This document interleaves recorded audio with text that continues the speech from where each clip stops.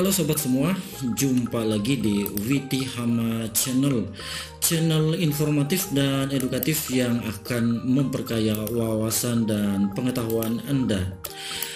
Sebelumnya saya pernah share video tentang perbedaan fungsi sum dan subtotal pada Microsoft Excel. Meskipun hasil daripada kedua fungsi ini adalah sama, yaitu sama-sama menjumlahkan, tetapi untuk subtotal ada perbedaannya sedikit, bahkan lebih detail lagi, karena kita bisa mengelompokkan data sekaligus dalam satu kali menjumlahkan. Oke teman-teman, jadi pada video kali ini kita mencoba untuk memperdalam kembali cara penggunaan subtotal di Microsoft Excel. Oke, jadi untuk itu sobat semua, saya sudah siapkan data seperti ini. Saya cuma punya 3 kolom dan beberapa baris data, dan untuk customer name-nya ini yang akan saya jadikan kelompok data hanya terdiri dari 4 customer atau 4 kelompok ya. Jadi data teman-teman bisa lebih dari itu.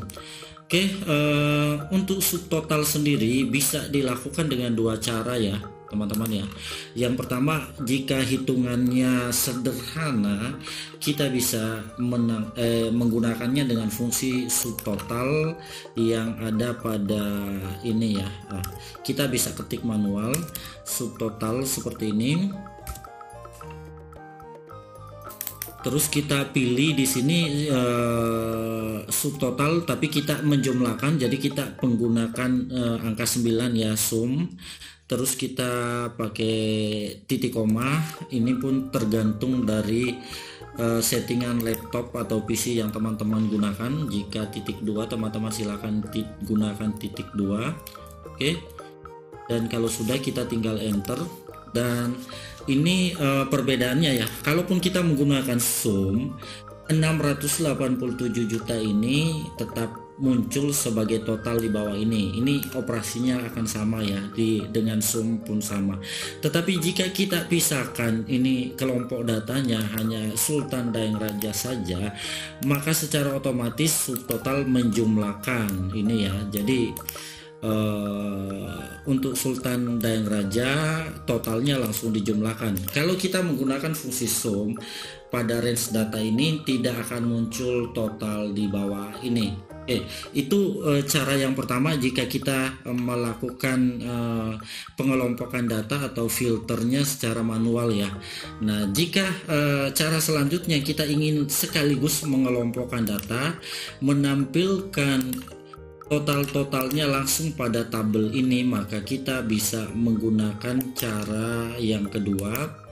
Oke, cara yang kedua, kita masuk melalui menu data di sini ya. Tapi sebelumnya kita harus blok terlebih dahulu data kita ini, kita harus blok.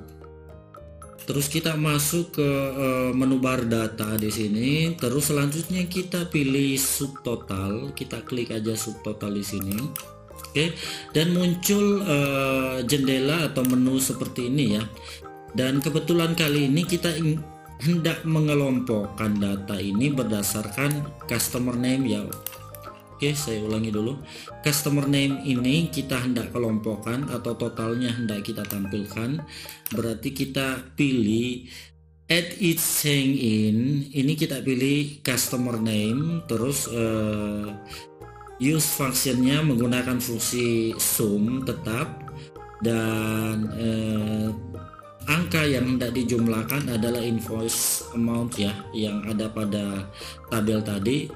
Terus kita ingat ya, 2 kota ini harus tetap tercentang. Selanjutnya kita oke, maka teman-teman akan lihat sendiri perbedaannya. Oke. Nah, sekarang teman-teman lihat, ketika kita oke, maka dia sudah menjumlahkan secara otomatis berdasarkan kelompok ya. Di sini misalnya Sultan Dayang Raja Bulukumba, dia langsung menampilkan dengan kata total di bawah sini. Kita pisahkan aja dengan warna ya, misalnya seperti ini. Terus Pajonga Daengale juga dia langsung pisahkan dengan kata menambahkan kata total pada bagian bawahnya, dan demikian juga Se Yusuf Goa dan Lamadu Keleng, dan sekaligus dia menjumlahkan total piutang ini pada bagian bawah dengan kata grand total. Jadi hanya dengan satu kaligus gerakan kita bisa langsung menjumlahkan tabel ini dalam berbagai kelompok jumlah yang kita butuhkan. Oke teman-teman, jadi penjelasan singkat ini mudah-mudahan teman-teman bisa memahami penggunaan fungsi subtotal pada Excel serta perbandingannya dengan fungsi sum.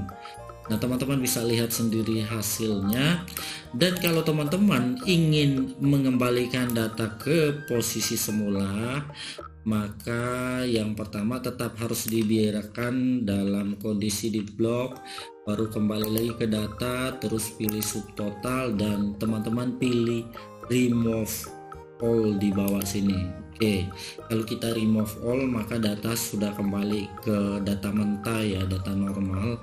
Atau kalau kita ingin hasilnya seperti tadi, maka kita tinggal pilih masuk ke data dan pilih subtotal. Terus di sini kita tinggal oke saja.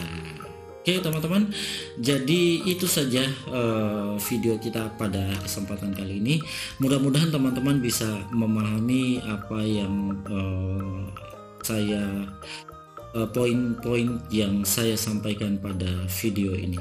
Oke teman-teman, sampai di sini videonya dan sampai jumpa di video-video selanjutnya.